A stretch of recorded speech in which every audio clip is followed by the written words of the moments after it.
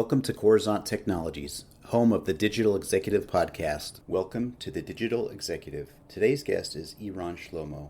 Eran Shlomo has held key positions in Intel's processor division in the 13 recent years and has global expertise in computing and information processing architecture, and was responsible, among other things, for the development and implementation of machine learning technologies in every Intel lab in the world. In addition, in recent years, Eran was the technical leader of the cooperation program with Intel Israeli Startups, or IPP, and was part of its founders. Eran also has a rich entrepreneurial experience, and DataLoop is his third startup. Eran holds a BSc degree in computer engineering from the Faculty of Engineering at the Technion. Well, good afternoon, Eran. Welcome to the show. Good afternoon. Thank you for having me, Brian. Awesome. This is exciting. I got up early. You stay up late in our different time zones. You're from Tel Aviv and I'm here in Kansas City. So I appreciate you jumping on. So Eran, you've got quite the career in technology as a developer, a chief technology officer, and now you're the CEO for DataLoop. Could you share with our audience the secret to your career growth and what inspires you? I would say always being attracted to, I think it's Dilbert that was saying that if you want to achieve real excellence, it's always easier in the intersections of things. In my career, it's been always about the intersection of business and technology. It's kind of maybe sounds trivial, but for example, at the days of the Intel, where I was both manager and a technical leader. That brings quite some challenges because people used to put people in boxes, right? And if you go to developers and you're a manager, then immediately you're labeled as a manager or someone who have very little understanding of, I would say, the underlying technologies and mechanics. And on the other hand, when you go to the executive meetings, you're not allowed to talk about the technical stuff because this is a management meeting. People always had a hard time, even if you take a look on the career path, that it's being defined as either managerial or technological. Never felt comfortable with that because I enjoy them both, and I think the magic happens in the combination or the fusion of them. I think at some point at my career, at the beginning, I felt guilty, right? Why I probably should choose. And then I kind of looked around and I said, okay, Green and Page, Bill Gates, Steve Jobs, Elon Musk, Mark Zuckerberg, those people are doing both. And we can all agree they're quite successful. So probably I'm not that wrong. And I kept my, I would say my dual position, if you'd like, as both running things in a more broad organizational levels, while not being ashamed to code and go all the way to the gory details of the technical side. I think it's pretty amazing. I think it serves me well, but it comes with a lot of pain. Both of the surrounding, because people are not comfortable with not putting you on the right box, but also on the, I would say, the business or the ramp up dynamics. And for me, it works well, right? The ability to jump from Excels to finance to code to business plans and marketing. It's just putting me in the right mood, and I'm enjoying both. So that's kind of how it works for me, and so far it's been working great.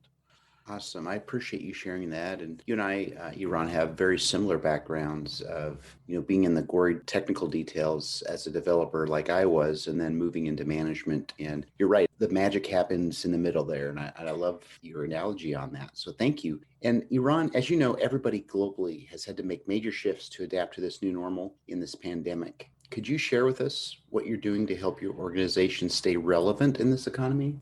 Yes, I've learned so many things. That starts with even with the basics. If you go to my 4 years old and you ask her, she was coming to me by herself and saying, COVID, it's somewhere in the middle. It's not bad and it's not good. And I said, please explain. And she said, on one hand, we don't get to see the friends. We don't get to the kindergarten. But on the other hand, we get so much family time. We get so much together time. Then I'm not sure how to name. And she's 4, right? And I'm sure if it's good or bad. And I think if you take that simple lesson, I think that we've learned it across the board. We all learned that many of the aspects of things we're doing, we found that I wouldn't call it good or bad. I would call it, we found that the balance point that was, we kind of naturally, I would say leaning towards before COVID, we found today that this balance point can be different. And let's start with one that for me, for example, in the pandemic was very sharp, one that I knew before and one that I kind of learned from scratch. It starts with work from home, right? A very hot topic, you might argue, these days. I think I've learned it from a very, very senior executive from Intel. I think it was 10 years ago when he said, work from home lacks energy. It lacks kind of team vibes. And when we started DataLoop, my kind of policy was saying, listen, work from home, we can go for that, but it has a very fundamental thing missing in it, which we cannot give up on. And when we started COVID, actually, what kind of, I would say, the advantages and disadvantages. And if we take work from home, for example, it's an amazing tool for allowing the employees to have flexibility on their time, to spend more time with the families, and to better do the work-life balance, which is naturally in startup is, I would say in tech world in general, is very hard. But on the other hand, when people don't meet, it's that the meetings near the coffee place, or that's small talks on lunch, or getting to know each other. We're creating a human fabric, and that human fabric is not being built in work from home when everybody's working from home. And DataLoop today, if you take a look, you'll actually see that, like I would say, because we're in growth mode, I would say half of the employees never had the chance to really work together in the same office. That comes with a price tag. For example, new employees, they're suffering the most, right? Because think about it, they're juniors, they need that guidance, they need that connection, whether it's technical or organizational or even mentoring, right? What is good and wrong. And on the other side, if you go to the seniors or the more, I would say, staff level folks, they need that on the aspects of the organization, of getting to know the key stakeholders in the different places. I would say the remote work makes that very, very challenging. If you go take a look on I would say, on the hiring process of employees, then it's kind of weird things where you never met someone in real life. I had a few chances where, the first real life meeting was in real time was like after quite a while we've met on Zooms, etc. And there is kind of, I would say there is a kind of surprise moment, right? Because you say, this is how you're in the real life versus how it was on Zoom. I would say it's not good or bad. It's just the way things are. And we have to adjust all these things to the COVID. Now, add to the fact that suddenly all the things that you are used to have, like sprint meetings, etc., everything now have to work remotely.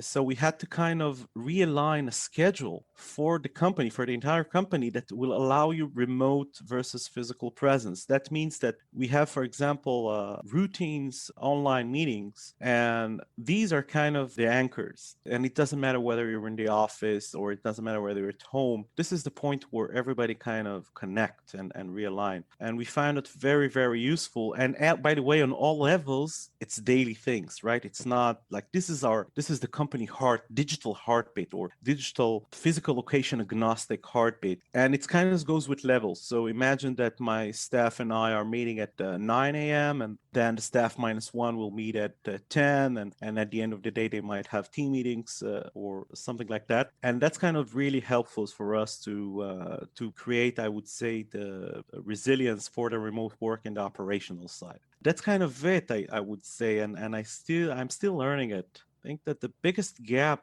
is that we found that it's very hard to socialize, I would say, on the remote aspect. So whoever is wondering, we've done some Kahoots. If you don't know what is that, so look it up for. So we really had time on enjoying it digitally. I think there is a lot of room for innovation here, right? How do you make remote teams share fun time together rather than just work? I appreciate you sharing that, Eran. That's amazing how we are overcoming the challenges, the people challenges, not just the technological challenges. So I really appreciate that. Eran, I know you're currently leveraging some new or emerging technologies in your tech stack, like RPA, machine learning, NLP. Could you share anything that with our audience that may not be maybe proprietary? Yes, so I've always been told by my folks that I'm too excited and I'm exposing too much. But guys, this is how it is.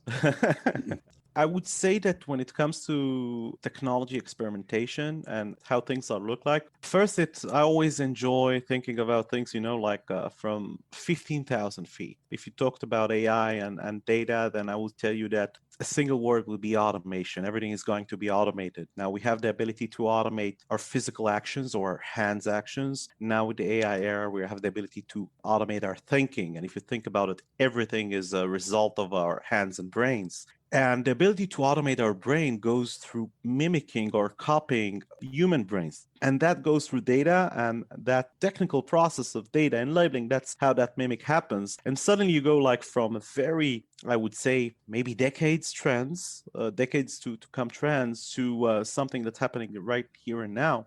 And if you go to, I would say, the technical aspects, I would set it into kind of three categories. The first one is, I would say, the wild things, the things that we kind of ask ourselves, let's go run fast forward 10, 20 years and see how things, what will happen there. I'll give you a few examples. For example, we did experiments with brain interfaces. What it means to kind of connect, it might sound crazy. It's actually, it is a bit crazy, maybe. But what it means that if I can kind of let people have, you have, I would say, an industry, emerging industry now, of the ability to scan our signals coming from the brain. What if we can connect these means and let people kind of connect the data to directly to their brains? I would say the results there were, on one hand, it was remarkable to see it actually works. On the other hand, it didn't work good enough for it to become really, I would say, effective in real business and life cases today. Another example would be we worked with, I would say, kids with disabilities, because on working on data and try to analyze these behaviors and how, and we found out, for example, that the things that makes data labeling quite, I would say, uncomfortable to most people when it comes to people on the spectrum. They actually find the qualities that makes us reject these jobs, the monotonics, the consistency, the details. It's actually a wonderful world for them. And of course, it brings the different challenges, but it's just to give you the aspects of taking the areas we're dealing with and exploring, not limiting ourselves with the exploration of where will it go. The second part of thinking about the industry as a whole, how the impact on the industry as a whole will happen. And you gave an example, talked about RPA, and that's actually an interesting case because I really like that case. I think that RPA is going to go to IPA. It's a transformation of this entire industry from the robotic process into intelligent process. And if you take a look today about RPA, it's a lot of, I would say, analyzing of screens and forms, and maybe for the audience, think about how you want to automate your actions on computer. I think that the entire RPA industry at some point will go to record a video and just replay it. Just like you do it human, right? This is how you do it. Now go do it yourself a gazillion times. And the gaps for making that, that single video, and I'm sure that if you go talk with RPA companies, they will show you that on their vision. But the path is pretty complex, but at some point that's where it will go. And I would say all industries will go through that type of transformation. And now if you go industry by industry, it's not a matter of if this industry will be transformed. Any job, essentially, if you might imagine, it's more of a question of how and when.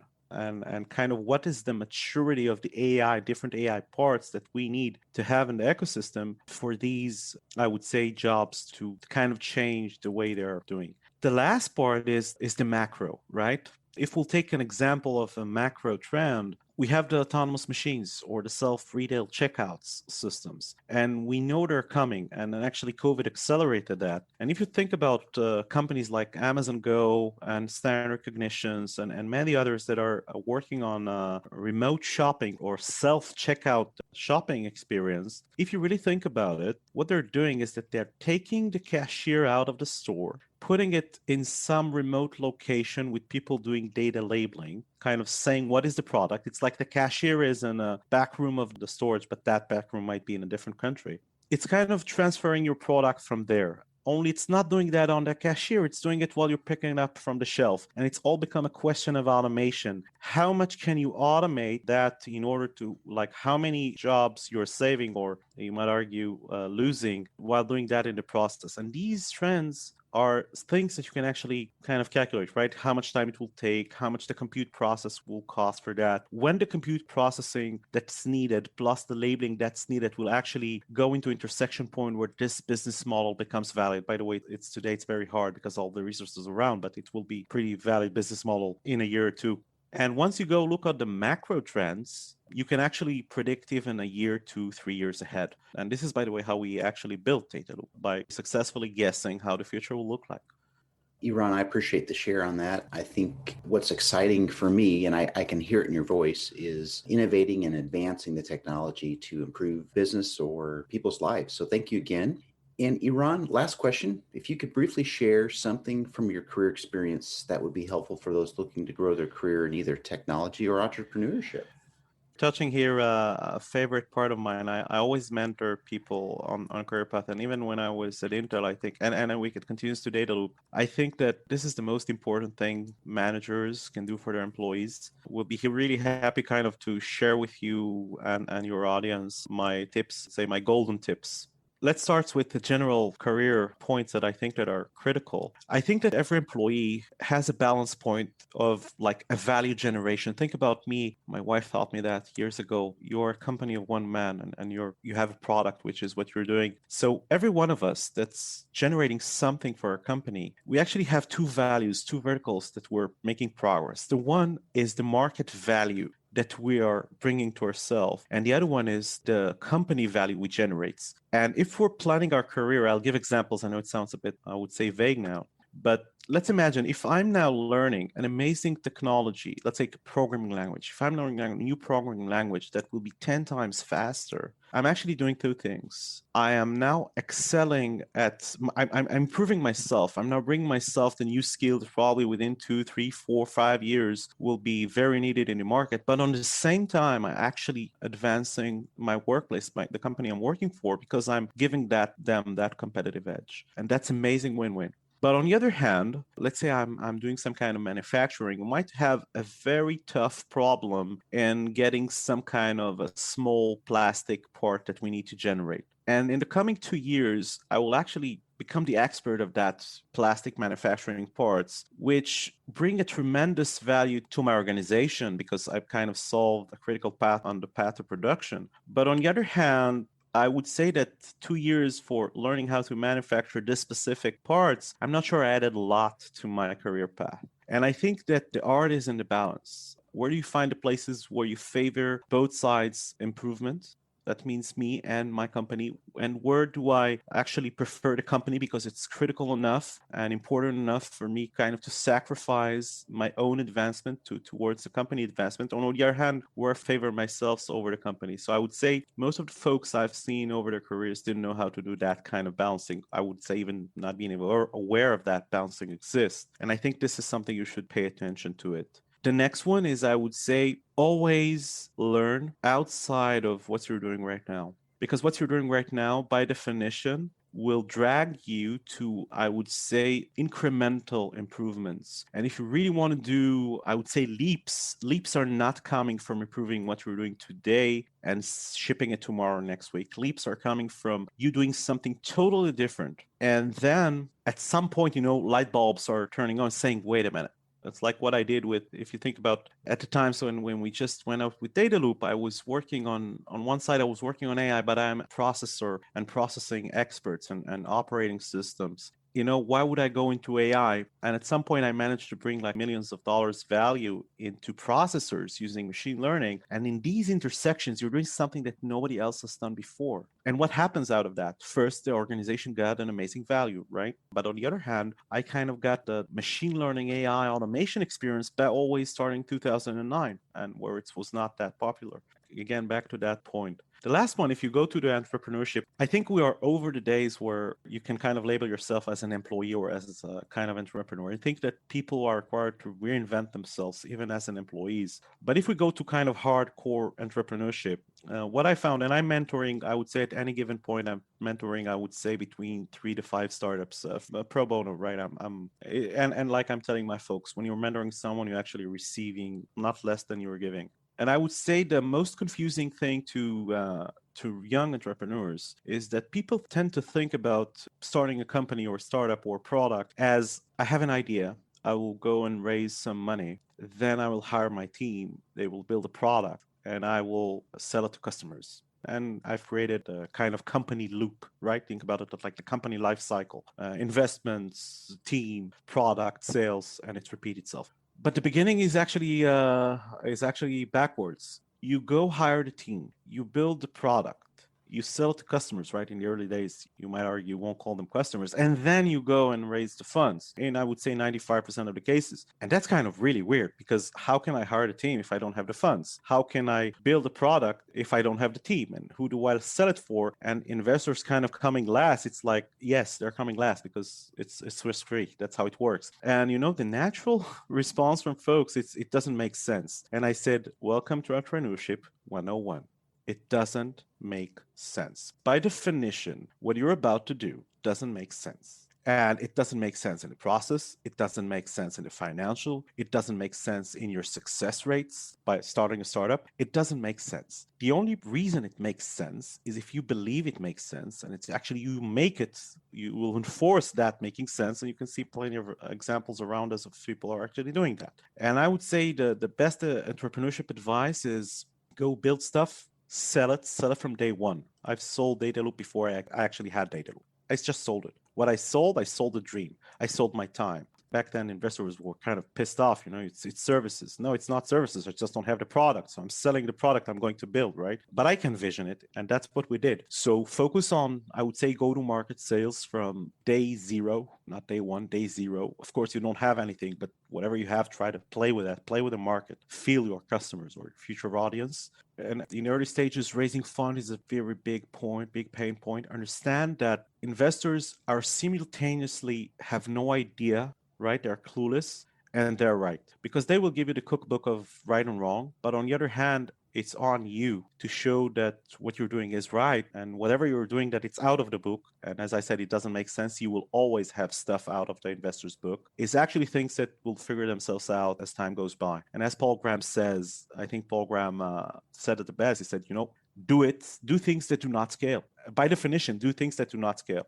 So I would say that would be my best second advice. And the third one is that do not dream that going and becoming entrepreneur is something you're doing yourselves. Two more parties are involved. First, your partners, your co-founders, your co-founding team, your initial team. It's culture. It's, you're going to the woods. You need to watch each other back. It's going to be painful. It's, I would say synergy and trust is the most important thing you can think of. And I would take a partner that I trust and have synergy with any day over experience or titles or knowledge, any day. And the second part is your family, your spouse, and everybody around you are part of that. They will have to pay some price, right? Whether it's from your time, whether it's finance. When I left Intel, I kind of dropped with my income 100%. And a few years later, still haven't recovered even half of that. As an employee, right? You measure as an entrepreneur, you measure things differently though. You're going to take a hit. Your family going to take a hit, and they need to back you up, I would say, with their hearts and soul. And if you have all these combinations coming in together, I think you should go for it. Eran, I appreciate that. I really do. Really gives a perspective of inside the entrepreneur's brain. So thanks again. And it's been really amazing to learn this. And I can't wait to share this with our global audience. So Eran, it was a pleasure having you on today. And I look forward to speaking with you real soon. Great. Thank you. Thank you for having me. And if by any chance the audience doesn't resonate with what I'm saying, I would say I tend to say 80% right? So 20%, please forgive me. Bye for now.